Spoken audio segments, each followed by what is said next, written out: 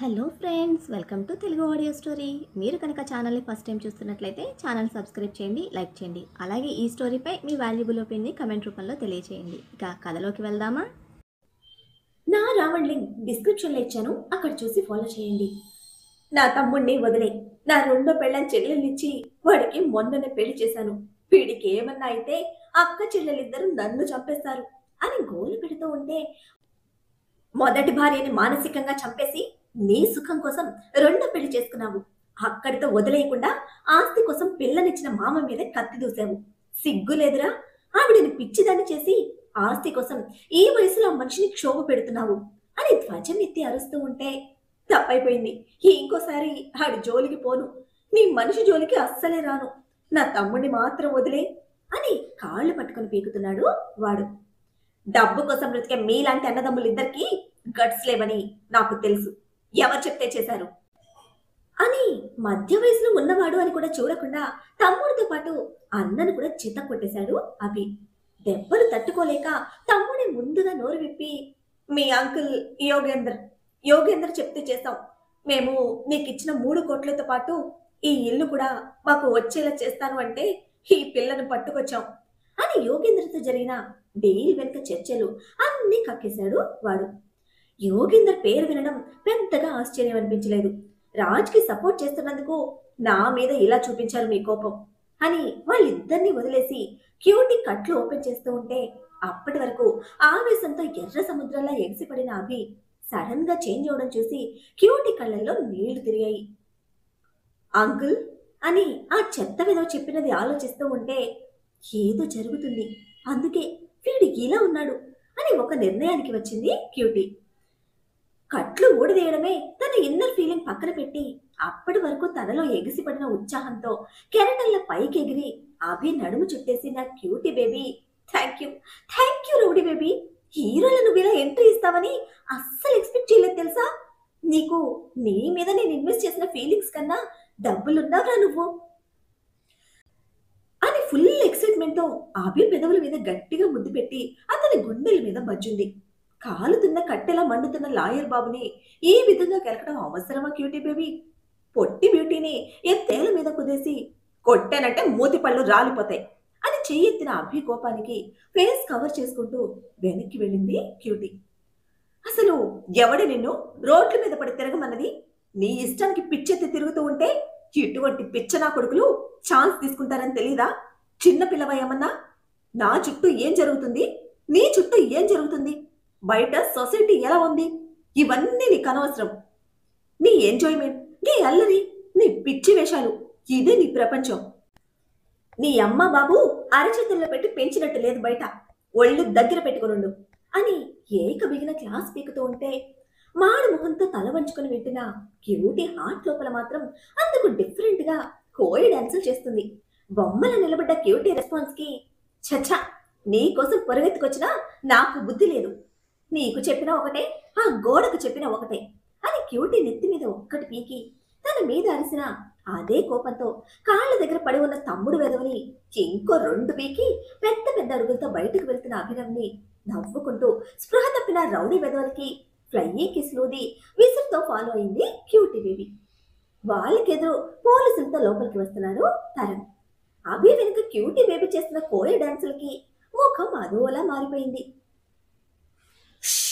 చెప్పద్దు అని తరంకి వేలు పెదవుల మీద ఉంచి సౌండ్ లేకుండా వార్నింగ్ ఇచ్చిన క్యూటీ అభి వెనక సైలెన్స్ రొమాన్స్ తో డ్యూయట్ వేసుకుంటూ ఫాలో అయింది. ఆ పిల్లకి బాగానే ఉందా, తలకేమైనా దెబ్బ తగిలిందా అని డౌట్ గా అడిగాడు ఇన్స్పెక్టర్. మ్యానుఫ్యాక్చరింగ్ డిఫెక్ట్, మనమేం చేయలేం సార్, పాపం అన్నయ్య ఈ పిచ్చిదానికి బాలైపోతున్నాడు, రండి మనం మన పని చూసుకుందాం అని లోపలికి వెళ్తూ ఉంటే, అది నిజమేలే, విజాతి ధృవాలే ఆకర్షించుకుంటాయి అంటారుగా, ఏంటో ఆ బిసార్ లైఫ్ కి ఈ పిల్ల ఎలా అతుక్కుపోయింది అని ఉసురుమంటూ డ్యూటీ మీద ఫోకస్ చేశాడు ఇన్స్పెక్టర్. జీప్ దగ్గరికి రావడంతో సీరియస్ గా చూసిన అభి చూపులకి బుద్ధిగా తలదించుకొని అమాయకపు మొహంతో నెమ్మదిగా జీప్ ఎక్కి డోర్ క్లోజ్ చేసుకుంది క్యూటీ. దీనికి జన్మకి బుద్ధి రాదు అని cutie baby Oscar level performance కి అసహనంగా ఫీల్ అవుతూ అమర్నాథ్ కి కాల్ చేశాడు అభి. జీప్ బయట నిలబడి అభి మాట్లాడుతుంది లోపల ఉన్న క్యూటీ బేబీకి వినపట్టలేదు. బట్ సీరియస్ గా ఉన్న తన ఫేస్ ఎక్స్ప్రెషన్ ని ఇష్టంగా అబ్జర్వ్ చేస్తోంది. ఫస్ట్ నుంచి నీ మూడ్ ఇలాగే ఉంది. నాకే తెలియలేదు. ఇప్పుడు తెలిసిందిగా నీ ప్రాబ్లం సాల్వ్ అయ్యే వరకు వెయిట్ చేస్తాను. డిస్టర్బ్ చేయను, అనవసరంగా గోల కూడా చేయను అని తనకు తానే చెప్పుకుంటున్న క్యూటీ ఆలోచనకి ఏ మాత్రం అందనిది జరుగుతుంది బయట. కాసేపటికి వచ్చిన అభినవ్ జీప్ స్టార్ట్ చేస్తూ ఉంటే ఏ మార్పు లేని అతని గాంభీర్యానికి గెడ్డం కింద చేయి పెట్టుకుని ఇష్టంగా చూస్తూ సారీ రౌడీ బేబీ అని మెల్లగా అనింది. తన ఆలోచనలో తనున్న అభినవ్ రెస్పాండ్ అవ్వలేదు. అలా అని పట్టించుకోకుండానూ లేడు. మళ్ళీ ఇంటి దగ్గర వదిలేస్తాడా అని పీకుతున్న మనసులో గుబులుగా అనిపిస్తూ ఉన్నా సీరియస్ గా ఉన్న అభిని ప్రశ్నించకుండా సైలెంట్ గా రోడ్ ని ఫాలో అవుతుంది క్యూటీ. స్ట్రైట్ గా తన ఇంటికి తీసుకొచ్చి జీప్ పార్క్ చేశాడు. నమ్మలేని ఆశ్చర్యంతో క్యూటీ బేబీ గుండె ఎగిరెగిరి పడుతూ ఉంటే గలగల దూకుతున్న సెలయేరులా జీప్ లో నుంచి వేగంగా దూకి ఒక్కడుగులో అభి మీదకెక్కేసిన క్యూటీ బేబీ అభిని చుట్టేసి థ్యాంక్ యూ రౌడీ బేబీ అని చెప్తూ అతని ముఖం అంతా ముద్దులతో కవర్ చేస్తూనే పెదవులు కూడా టచ్ చేసింది. అంతే, క్షణంలో ఎగిరి పడుతున్న గుండె బ్రేక్ పడినట్టు ఆగిపోతే భయంగా తల వెనక్కి తీసి తన కళ్ళలోకి కళ్ళు పెట్టి చూస్తూ ఉంటే ముడిచిన పెదవులు చిట్లించిన కళ్ళతో అదే కోపాన్ని మెయింటైన్ చేస్తున్న అభిలో ఎటువంటి చేంజ్ లేదు. చంకలో కూర్చున్న క్యూటీ బేబీని అలానే లోపలికి పట్టుకెళ్లి సోఫాలో ఎత్తి పడేసి ఆంటీ వాళ్ళు సిటీలో లేరు, అందుకే ఇక్కడికి తీసుకొచ్చాను, ఎక్కువ ఊహించుకోకు అని సీరియస్ గా చెప్పి పైకి వెళ్ళిపోయాడు. ఇట్స్ మై లక్, రావాల్సిన చోటికి వచ్చాను అని ఫుల్ హ్యాపీతో ఫీల్ అవుతూ ఎగురుతూ ల్యాండ్ లైన్ లో నుంచి అమర్నాథ్ గారికి కాల్ చేసింది. క్యూటీ ఫోన్ కిడ్నాప్ టైంలో మిస్ అవడంతో ల్యాండ్ లైన్ పై పడింది. బేబీ అని బరువుగా పిలుస్తున్న ఆయన గొంతులో ఎమోషన్ గమనించలేని పిచ్చి సంతోషంలో ఉంది క్యూటీ. డాడీ, నేను ఇప్పుడు ఎక్కడున్నానో తెలుసా అని ర్యాబిట్లా ఎగురుతూ గ్యాప్ లేకుండా చిలకలా అభి ఇంట్లో ఉన్నది చెప్తున్న క్యూటీ బేబీ కిడ్నాప్ విషయం మాత్రం చెప్పలేదు. అది ముందుగానే తెలిసిన అమర్నాథ్ గారు కిడ్నాప్ మ్యాటర్ కవర్ చేస్తున్న క్యూటీ మెచ్యూరిటీ లెవెల్స్ మొదటిసారి ఒక తండ్రిగా అంచనా వేయలేకపోతున్నారు. నాకు వాడు సారీ కూడా చెప్పాడు. వాడే ఎత్తుకొచ్చి తీసుకుని వచ్చి నన్ను సోఫాలో దించాడు. ఇప్పుడు ఆ సోఫాలోనే ఎగురుతూ మీతో మాట్లాడుతున్నా అని జరిగింది మొత్తం రివర్స్ చేసి కొరియన్ డ్రామా ఎక్స్పీరియన్స్ యాడ్ చేసి చెప్తున్న క్యూటీ పిచ్చి ప్రేమకి అమర్నాథ్ గారి మనసు బాధతో సన్నగా ములుగుతోంది. బేబీ, ఒకసారి నేను చెప్పేది వినరా అని తన మాట కట్టి పెడుతూ అడిగారు.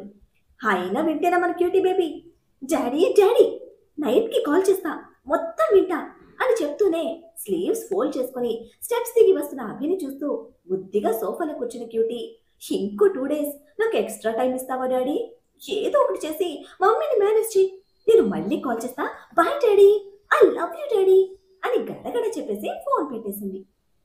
నేను బయటకు వెళ్తున్నా, రావడానికి లేట్ అవుతుంది అని ఇన్ఫర్మేషన్ ఇచ్చి ఆగకుండా వెళ్తున్న అభి ముందుకి ఒక్కడుగులో జంప్ చేసి నిలబడి, నాకొక్కదానికే బోర్ కొడుతుంది, నేనుండను అంది బుంగముదితో. రేపు నీ ఫ్రెండ్ ఎంగేజ్మెంట్ కదా, వెళ్ళాలి కదా, త్వరగా తినేసి పడుకో, ఎంగేజ్మెంట్కి అట్రాక్టివ్గా ఉంటావు, నేను వచ్చేస్తాను అని కింది ఉన్న తన ఆఫీస్ రూమ్లోకి వెళ్ళి తీసుకొచ్చిన ఫోన్ క్యూటీకి ఇచ్చి, నీకు ఏం కావాలన్నా దీనిలో ఆర్డర్ పెట్టుకో, బయటకు వెళ్ళకు అని చెప్పి వెళ్ళిపోతూ ఉంటే సౌమ్యంగా మార్ధవంగా చెప్పిన బాబు ఎమోషన్కి బిగుసుకుపోయింది క్యూటీ. వీడు నా రౌడీ బేబీయేనా అని ప్రశ్నించుకున్న తనకి నిమిషం పాటు మెదడు మొద్దు మారిపోయింది. రేపు ఎంగేజ్మెంట్కి వెళ్ళాలి అంటే వీడు నాతోటి వస్తాడా, నాతో పాటు ఉంటాడా, అందుకే నన్ను ఇక్కడికి తీసుకొచ్చాడా అంటే ఆ కిడ్నాప్ ఎఫెక్ట్ బాగా పనిచేస్తుంది అని కన్ఫర్మ్ చేసుకున్న క్యూటీని రెండింతల ఆనందం చుట్టేసింది. ఒరే రౌడీస్, మీరు నన్ను కట్టేసినప్పుడు పట్టుకెళ్ళినప్పుడు చంపేయాలన్నంత కోపం వచ్చింది. నా రౌడీ బేబీని తిట్టినప్పుడు కూడా మిమ్మల్ని మిక్సీలో వేసి తిప్పేయాలనిపించింది. బట్ ఇప్పుడు భలే నచ్చేసారా, మళ్ళీ నాకు కనిపిస్తే మీకు డబుల్ చీజ్ పిజ్జా దగ్గరుండి తినిపిస్తా. థ్యాంక్ యూ రౌడీస్, మీ వల్ల నా రౌడీ బేబీ నా గురించి భయపడుతున్నాడు, నన్ను ఇంట్లో పెట్టుకున్నాడు, రేపు నా కోసం నాతోనే ఉంటాడు, మమ్మీ డాడీ లేట్గా వస్తే వచ్చేదాకా నన్ను వదలకుండా నాతోనే ఉంటాడు అని పిచ్చి పిచ్చి ఆలోచనతో గంతులేస్తున్న క్యూటీ అరుపులు బయట వరకు వినిపిస్తున్నాయి తన ఆనందం. ఒక చేత్తో సిగరెట్ పట్టుకుని మరొక చేత్తో జీప్ స్టార్ట్ చేసిన అభి ముఖంలో ఎటువంటి మార్పు తీసుకురాలేదు. సెక్యూరిటీని హెచ్చరించి వెళ్లిపోయాడు. Official formalities and last meeting complete చేసుకున్న రాజ్ అందరికీ సెండ్ ఆఫ్ ఇచ్చి తిరిగి క్యాబిన్ కి వస్తే అతని వెనకే డాక్యుమెంట్స్ పట్టుకుని వచ్చిన క్యాథరిన్ అన్ని చెక్ చేసుకుంటోంది. పేపర్స్ అన్ని పర్ఫెక్ట్ గా ఉన్నాయా, ఇంకేమైనా సైన్స్ కావాలా అని అడుగుతూనే సిస్టంలో తన డేటా క్లియర్ చేస్తున్నాడు రాజ్. అన్ని పర్ఫెక్ట్ గా ఉన్నాయి సార్. ఎంటీ బాండ్ పేపర్స్ మీద సహస్ర మేడం సైన్స్ కూడా ఉన్నాయి కాబట్టి ఏదైనా అవసరం వస్తే నేను యూజ్ చేస్తాను సార్ అని కాన్ఫిడెంట్ గా ఆన్సర్ చెప్పింది క్యాథరిన్. గుడ్, తనకి చాలా టాలెంట్ ఉంది, బట్ ఎక్స్పీరియన్స్ లేదు. తిరిగి సహస్ర ఇక్కడికి వచ్చినప్పుడు నువ్వే తనని గైడ్ చేయాలి. మామ్ అండ్ డాడ్ కూడా తనతో ఉంటారు, బట్ ఫుల్ రెస్పాన్సిబిలిటీ నీదే అని అప్పగింతలు చెప్తూ ఉంటే అప్పటి వరకు డ్యూటీ మెంట్తో ఉన్న క్యాథరిన్ కళ్ళు రాజ్ మాటలకి చెమ్మగిల్లుతున్నాయి. సార్ అని బాధ తెరులుతున్న గొంతుతో పిలుస్తూ ఉంటే, తను రిటర్న్ వచ్చాక నీ శాలరీ ఇంక్రిమెంట్ ఉంటుంది, నా ట్రస్ట్ బ్రేక్ చేయకు అని సిస్టమ్ క్లోజ్ చేసి లేచిన రాజ్ గంట క్రితం వాల్ మీద ఫిక్స్ చేసిన సహస్ర ఫోటో ఫ్రేమ్ ని చూస్తున్నాడు. అది రాజ్ సహస్ర తల్లి కార్యక్రమం రోజు ప్రెజెంట్ చేసిన ప్యూర్ హ్యాండ్లూమ్ నేత చీర. ఎలా ఉంది అని రెడీ అయిన తర్వాత సహస్ర అడిగినప్పుడు క్యాథరిన్ తీసుకున్న పిక్ అది. బయటకు చెప్పలేని బాధ నిండి ఉన్న ఆ కళ్ళలో ఇంకా దేనికోసమో ఎదురు చూస్తున్న ఆశ. అది అతనే అని రాజ్కి తెలుసు. సముద్రంలో ఉప్పు కళ్ళు వెతుకుతున్నా నీ ఆశ ఎప్పటికీ తీరదు అని నిర్ణయిస్తున్న అతని పెదవుల మీద బాధతో కూడిన విచిత్రమైన నవ్వు. సార్ అని మళ్ళీ పిలిచిన క్యాథరిన్ గొంతులో మరింత పేలవత్వం. తనకి మరొక మాట్లాడే ఛాన్స్ ఇవ్వకుండా, ఇండియా నుంచి డాడ్ అండ్ ప్రీతి నిన్ను గైడ్ చేస్తారు. అభి అనౌన్స్ చేసే వరకు సహస్ర మ్యాటర్ బయటికి రాకూడదు. ఏదైనా సరే వాళ్ళిద్దరితో కాంటాక్ట్లో ఉండు అని ఆర్డర్స్ పాస్ చేస్తూ ఉంటే, ఎస్ సార్ అంటున్న క్యాథరిన్ గొంతులోని మాట గొంతులోనే అడ్డుపడిపోయింది. నా గురించి సహస్రకు చెప్పావా అని అడిగాడు ఫోటో ఫ్రేమ్ని చూస్తూ. ఎస్ సార్ అనడంతో తిరిగి చూసిన రాజ్ పెదవుల మీద కార్నర్ స్మైల్. అయితే దానిలో జీవం లేదు. అసలు విషయం చెప్పావా అని తనని చూస్తూ అడిగితే, నో సార్ అంది కళ్ళలో నుంచి నీళ్లు జారుతున్న బరువైన ఫీలింగ్తో. చెప్పుండాల్సింది. ఉరి శిక్ష పడ్డ ఖైదీని, తాళి కట్టిన భార్యను చంపిన హంతకుణ్ణి అని నేనెలాగూ చెప్పలేను అని అదే నవ్వు మెయింటైన్ చేస్తూ అంతకు ముందే టేబుల్ మీద పెట్టిన గిఫ్ట్ బాక్స్ తీసుకొని క్యాథరిన్కి ఇచ్చి, ఇది మీ బాబుకి, thanks for everything and all the best. సహస్రకి లోకం గురించి అంతగా తెలియదు, సపోర్ట్గా ఉండు, గుడ్ బై అనేసి ల్యాప్టాప్ బ్యాగ్ తీసుకుని వెళ్ళిపోతూ ఉంటే బొమ్మల నిలబడిపోయిన క్యాథరిన్లో జారుతున్న కన్నీళ్లే తప్ప కదలిక లేదు. బీపీ ఫ్లక్చుయేషన్ నార్మల్ అవడంతో మానస గారిని రూమ్కి తీసుకొచ్చారు జయదేవ్. వెళ్ళిపోదాం మానస, ఇక్కడ క్లైమేట్కి నువ్వు సిక్ అవుతున్నావు అని అంటే, ఇప్పుడు నా వల్ల కాదండి, రేపు ఇంకోసారి అమ్మవారి గుడికి వెళ్ళి దర్శనం చేసుకుందాం అని అడగడంతో రాజ్ గురించిన భయంలో ఉన్న ఆవిడ మాటని కాదనలేకపోయారు. వాడితో మాట్లాడతాను, ఫోన్ చేయండి అని బెడ్ రెస్ట్కి ఆని కూర్చున్నారు మానస. రాజ్కి కాల్ చేసి స్పీకర్ ఆన్ చేసిన జయదేవ్ ఫోన్ బెడ్ మీద పడేసి ఆవిడ పక్కకు చేరి సపోర్ట్గా కూర్చున్నారు. ఫోన్ ఆన్సర్ చేసి, డాడ్ ఒక గుడ్ న్యూస్, మీ ఆవిడ కూడా ఉందా పక్కన అని ఫుల్ ఎనర్జీతో అడిగాడు రాజ్. మా ఆవిడ ఎప్పుడూ నా పక్కనే ఉంటుంది, ఇంతకీ ఏంటో ఆ గుడ్ న్యూస్ అని వెక్కిరింపుగా అడిగిన జయదేవ్ గారి చేతి మీద చరిచారు మానస.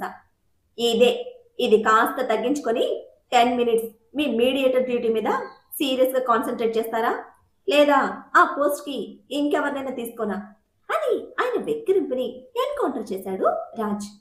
మీకు సరిగ్గా జరిగింది అని జయదేవ్ గారిని కసరి ఫోన్లో వినిపిస్తున్న కొడుకు మాటలకి ఫోన్కి మెటికలు విరిచారు మానస. కొడుకు మాట వినడమే ఉత్సాహం చేరిన ఆవిడ మొహంలో నవ్వు కనిపిస్తూ ఉంటే లోపల తినేస్తున్న భయాన్ని అప్పటికి కప్పిపుచ్చిన జయదేవ్ గారు, బల్బు బాబు స్పీడ్కి తగ్గట్టే, అంతటి కష్టం నీకొద్దులే కానీ గుడ్ న్యూస్ ఏంటో చెప్పు అని అన్నారు. జెసికా తల్లి కాబోతుంది, నేను ఆల్రెడీ సెలబ్రేట్ చేసుకున్నాను, రైట్ నౌ ఇక్కడే ఉన్నా.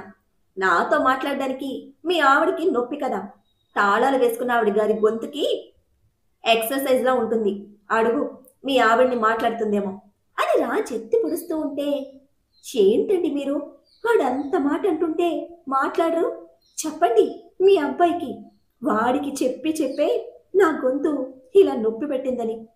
చెప్పిన మాట వినని వాళ్ళకి చెప్పడానికి ఏముంటుంది అని మానస గారు జయదేవ్ జబ్బు చరుస్తూ ఉంటే అప్పుడే డోర్ ఓపెన్ చేసిన జెసికాకి ఫోన్ ఇచ్చి, అమ్మ, ప్రెగ్నెన్సీలో మీకేమైనా డౌట్స్ ఉంటే అడుగు, అమ్మకి అన్నీ తెలుసు అని చెప్పాడు. థ్యాంక్ యూ అని ఫోన్ తీసుకుని మానస గారితో మాట్లాడుతూ గార్డెన్లోకి నడిచింది జెసికా.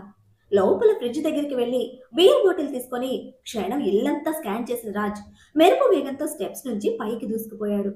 సహజంగానే అందరితో అభిమానంగా ఉండే మానస గారు ఇక తల్లి కాబోతున్న జెసికాకు ఎన్నో జాగ్రత్తలు చెప్తున్నారు. ఈ టైంని ప్రాపర్గా యూటిలైజ్ చేసుకుంటున్న రాజ్ జెసికా బెడ్రూమ్ లో తన దగ్గర ఉన్న టూల్ కిట్ లో లాకర్ ఓపెన్ చేసి అందులో అవసరం అనిపించిన ప్రతి డాక్యుమెంట్ తన దగ్గర ఉన్న సెకండ్ ఫోన్ తో ఫొటోస్ తీస్తున్నాడు.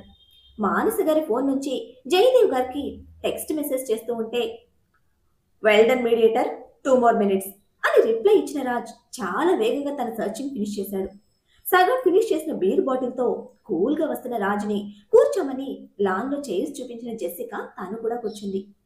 ఇంకో 2 నిమిషాలు మానస గారితో మాట్లాడి కాల్ కట్ చేసిన జెసికా, ఆంటీ సో స్వీట్ అంటూ ఫోన్ రిటర్న్ చేస్తే, నువ్వు ఎప్పుడు కావాలన్నా మాట్లాడొచ్చు, అర్ధరాత్రి ఫోన్ చేసినా విసుక్కోకుండా ఆన్సర్ చెప్తుంది, మా అమ్మతో ఫ్రెండ్షిప్ చాలా బాగుంటుంది అని తల్లి గురించి తర్వాత కంపెనీ విషయాలు మాట్లాడి హోటల్కి స్టార్ట్ అయ్యాడు రాజ్.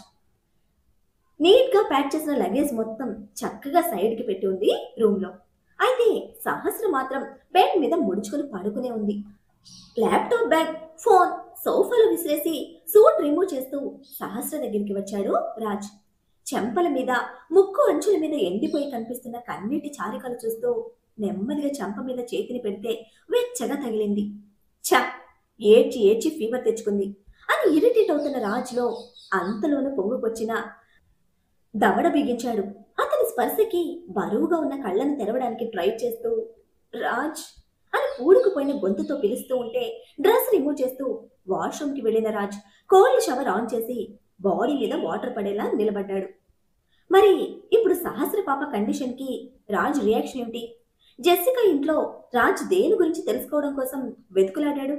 అనీష్ కోసం జెసికా తెలుసుకోలేదా? కనీసం ఫోన్ కూడా లేని అనీష్ గురించి జెసికా ఎందుకు ఆలోచించడం లేదు? లేక అనీష్ జెసికాకి కాల్ చేశాడా? ఇండియా వచ్చాక ముఖేష్ విషయంలో రాజ్ తీసుకున్న స్టెప్ ఏంటి? ఏం జరుగుతుందో తెలియాలంటే నెక్స్ట్ ఎపిసోడ్ని ఫాలో చేయండి. అలానే ఈ ఎపిసోడ్ని లైక్ చేయడం మాత్రం మర్చిపోకండి. Bye friends.